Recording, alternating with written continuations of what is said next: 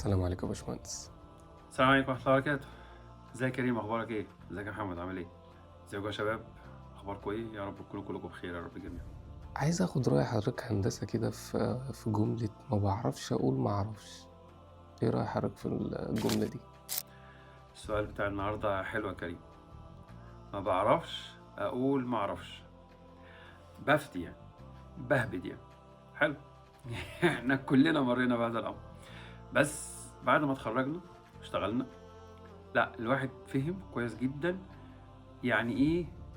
امتى يقول ما اعرفش، امتى الواحد يقول ما اعرفش تبقى حاجه جميله، امتى يقول ما اعرفش وتبقى حاجه وحشه جدا، امتى يقول ما اعرفش والناس تبص عليه نظره دونيه تماما، امتى يقول ما اعرفش ويترفد او يسقط في الماده او يفشل يعني، وامتى ما يقولش اصلا ما اعرفش ويحاول يفكر ويحاول يجيب اقصى جهده في الموضوع علشان يجيب نتيجه للمساله. يعني هي لها شويه حالات كده مع بعض. خلينا ندردش بصوت عالي مع بعض كده.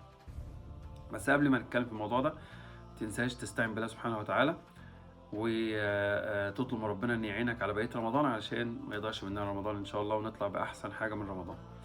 طيب بص يا سيدي، اولا في قاعده كده في العلم ان يقول لك من قال لا اعلم فقد افتى. ايوه القاعده دي طبعا رائعه، والمقصود بها هنا في ايه؟ في باب الفتوى. والفتوى هنا ما نقصدش بها الباب الشرعي فقط، طبعا في الباب الشرعي، لان في الباب الشرعي العلماء لو رحت سالته على سؤال وهو ما يعرفش، فهو لا هو شايل هم جدا ان هو ما ينفعش يقول لك حاجه انت هتطبقها وهو شايل وزر. ده من باب الجانب الشرعي.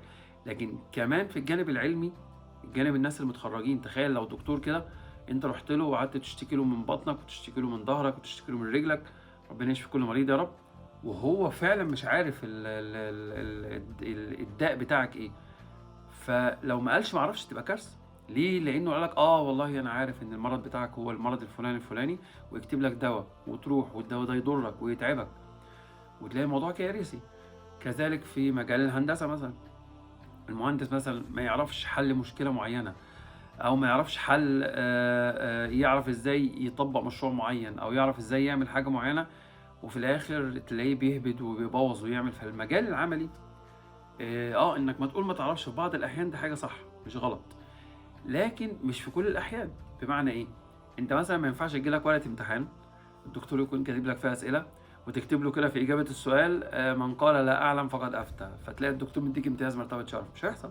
تلاقيك اخد الصفر التمام بالزد الحلوه دي، زيرو كده، زد لونه احمر كده جميل كبير على الورقه كلها، وتلاقيك يعني هتلاقيك فخور بنفسك جدا ساعتها. فهنا ما ينفعش اقول ما اعرفش. طيب انت مثلا في برزنتيشن، في بتلقي برزنتيشن وبتتسأل من الدكاتره او من الناس الموجودين، والله حته ما اعرفش هنا هتبقى تقيله قوي، لانك في مجال تعليمي. بس مش معنى كده انك هتهبط. بس ساعتها تعمل ايه؟ تفكر بصوت عالي.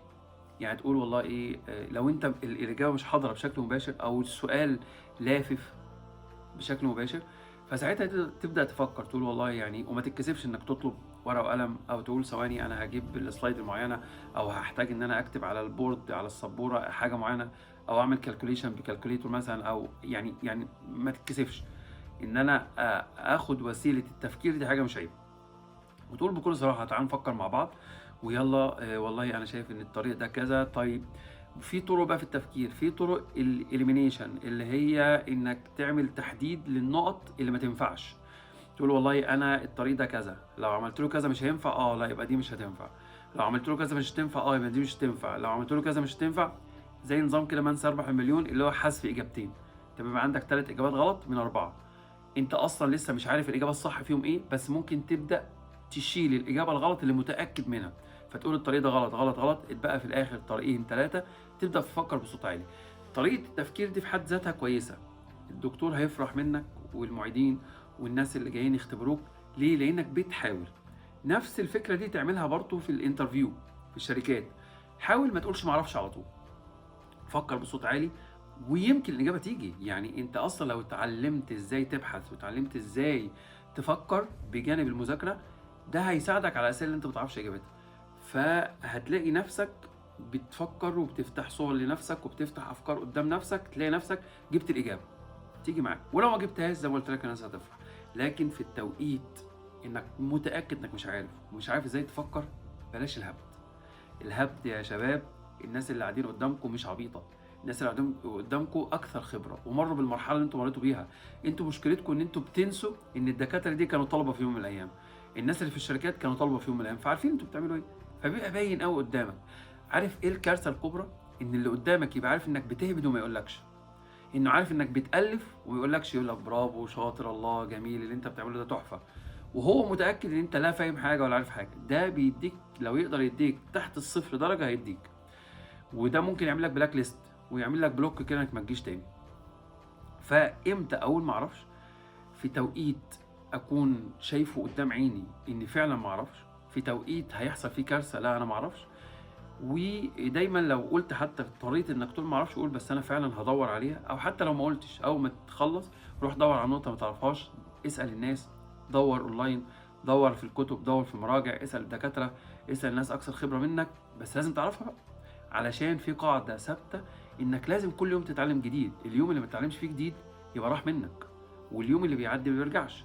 فلو سمحتوا نحط قدامنا الهدف ده، ومحدش يهبط ومحدش يتكسف ان هو ما يعرفش، وكل الناس تحاول ويتعلموا.